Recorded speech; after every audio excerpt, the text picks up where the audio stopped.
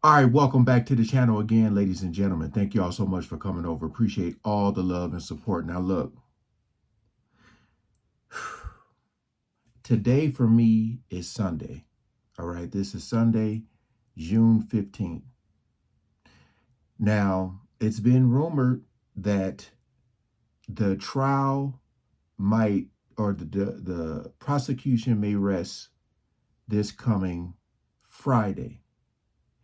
And everyone is waiting to see if Christina Quorum is going to take the stand. Got this video from the Law and Crime Network, P. Diddy Inner Circle. Who is Mogul's right hand? Christina Quorum. Now look, you know everything that's been alleged against him, and you know that it's been alleged that she knows all these things going on. I feel like we're up to date, but I'm doing this video as a refresher, just in case she does take this stand. I want to see how much of this stuff lines up that's in this video, and if she takes the stand, what questions will be asked and what she'll say she don't know versus what Diddy has said about her. Because Diddy called her his right hand, his words. So we ain't gonna waste no more time. Let's jump right into it. Sean Diddy Combs has a tight inner circle, including his right-hand woman, Kristina Khorram. So who is she, and why is she named in a lawsuit by a former producer for Combs? Thanks for joining me for Crime Fix. I'm Anjanette Levy. When Rodney Little Rod Jones filed that lawsuit against Sean Combs and many others, Kristina Khorram was one of the people named as a defendant in the suit.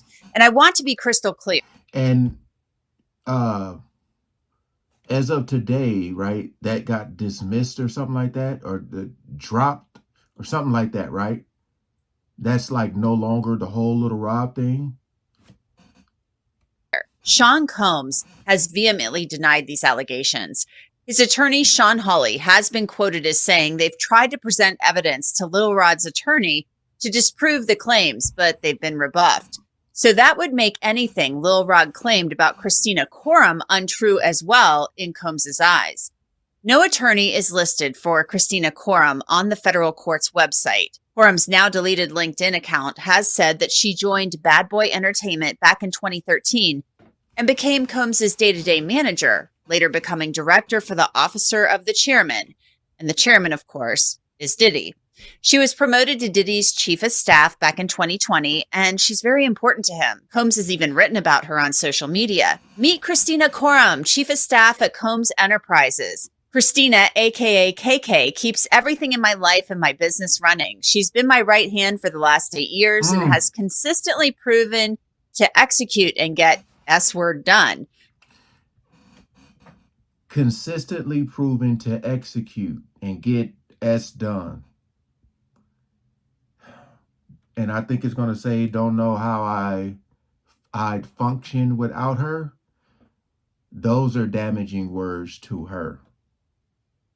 I'm telling y'all, man, if she takes this stand, some people say she might plead the fifth, but boy, if she starts to talk, oh my goodness. I don't know how I'd function without her. In another post, Diddy wrote, "Happy birthday to my ace boon coon, my right hand, my day-to-day manager that keeps my world twirling, and she's always got my back. She makes sure that I smile every day and I don't go into those dark places. Today is your day. It's your mother effing birthday. Make sure I smile every day and I don't go into those dark places." Boy. Go KK, it's your birthday. Love you at Kristina Khorram." Combs clearly values Kristina Khorram's work and his relationship with her. Gene Rossi is a former federal prosecutor. So Gene, there's this allegation that Kristina Khorram, the chief of staff for Sean Combs, is ordering through this guy, Brendan Paul, the so-called mule, and ordering employees to run around with black fanny packs that carry so that Sean Combs can be high all of the time. That seems like typical Hollywood stuff, possibly. What's the crime in that potentially as far as the feds are concerned? Well, in my view is you have a potential They did a search warrant. The federal government did a search warrant, Southern District of New York. That is bad in itself because Southern District of New York is one of the top 3 or 4 U.S. attorney's offices in the country. That is very bad for Mr. Combs and the other defendant and Ms. Khorram.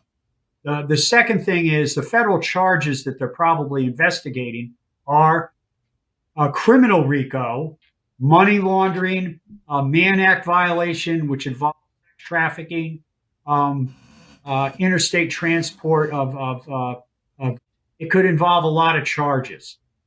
So let me focus on the allegation. It seems, according to the allegation, that Ms. Khorram was a purchaser of large amounts that went to Mr. Combs, but I can't help but believe that these employees were also providing to the victims to other customers, not just the employee. Now, I have a question.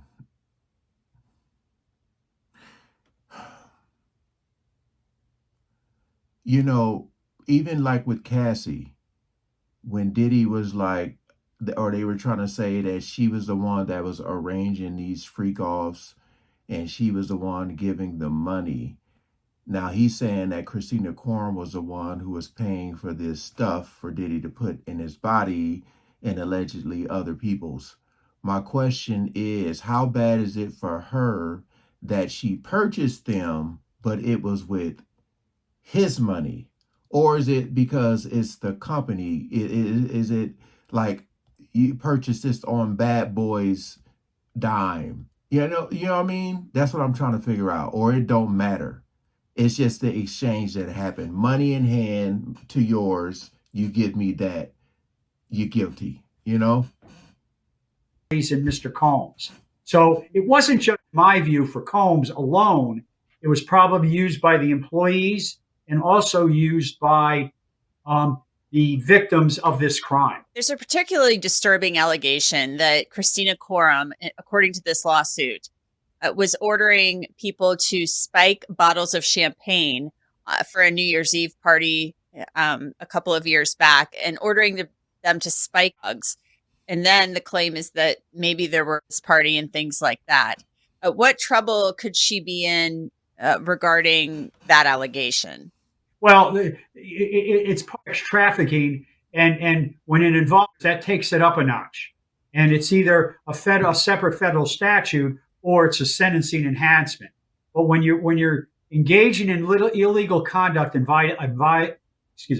you're engaging in illegal conduct involved, okay, in the context of trafficking, I can tell you this from my experience, that is like steroids and rocket fuel for an aggressive prosecutor. And as I said at the beginning, you have the Southern District of New York plus exploitation. He was talking about how, because, they haven't really talked about this in the trial at all, but, talking about the young people that are involved. I can't say the word, but it starts with an M. But the young people that were allegedly involved in this, as far as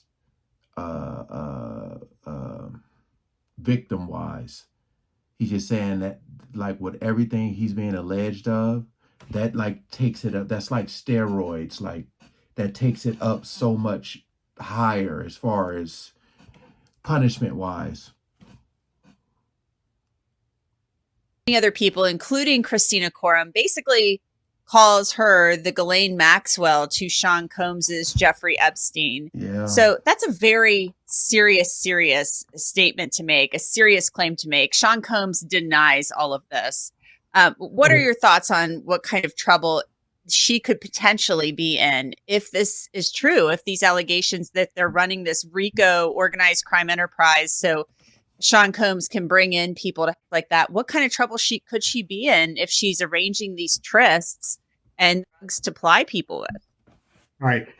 Here is the big problem for Miss Khorram by being compared to Ghislaine Maxwell. Number one, you have the same district, the Southern District of New York, investigating Mr. Combs and Mr. Khorram too, Miss Khorram. So the Southern District of New York already has a template for an indictment. essentially all you do is change the name. But I'm sure the same scheme, the same statutes. It's just take this template, this indictment that was used for Miss Maxwell, and probably the same prosecutors are going to take it and insert Mr. Combs and Miss Quorum, and it's going to be Jeffrey Epstein too. Yeah. So those are bad facts and practices that are facing Mr. Combs and Miss Khorram. And okay, so that's just the lawsuit with Little Rob, but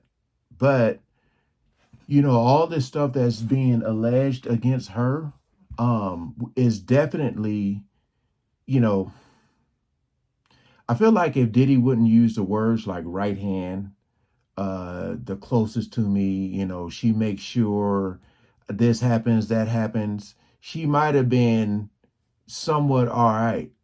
But it's like she is, the way he put it is like she knows my every move.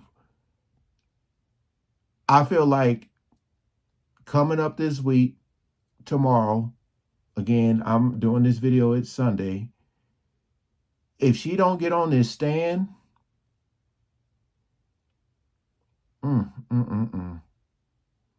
because I'm reading some of the comments, because this video I'm reacting to is from a year ago. And I'm looking at this comment here, and it says, people are saying she's next. So now it's a year later, and why isn't Kristina Quorum charged by the feds? Only Diddy. What happened? Someone said plea deal is the best option for you, Puff. If not, you will get the worst.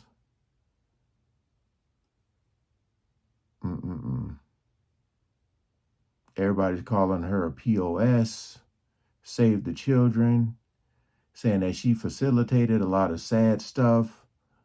I don't know, man. I honestly just don't know how she doesn't get up on that stand. You know,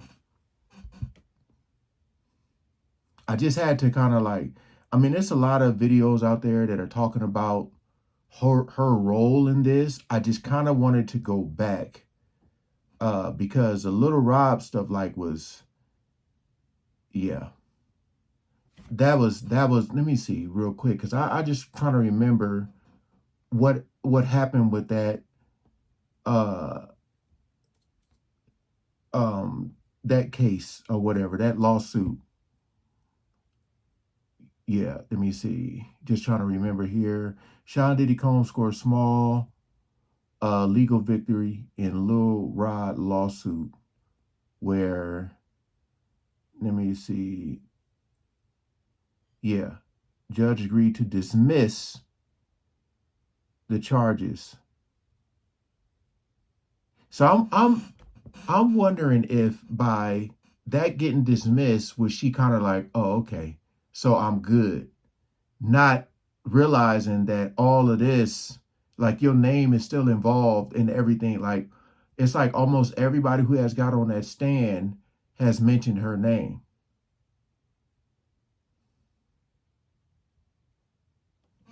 I just had to kind of refresh my memory because, like I said, when I'm thinking of all the stuff Diddy has said about her, and if possible, if she gets on this stand, I just want to know what they're going to ask her. Like, oh, well, Diddy said you're his right-hand woman. Diddy said you keep him from having dark days or going into the darkness or whatever. Diddy said that, you know, you for 8 years you were, you know, y'all super tight and this and this.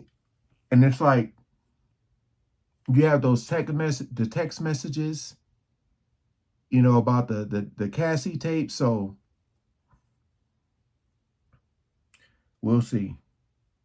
Appreciate y'all coming over and watching. Sorry for the video. I know I had to trim a lot out, but hopefully it makes sense to y'all. Peace out.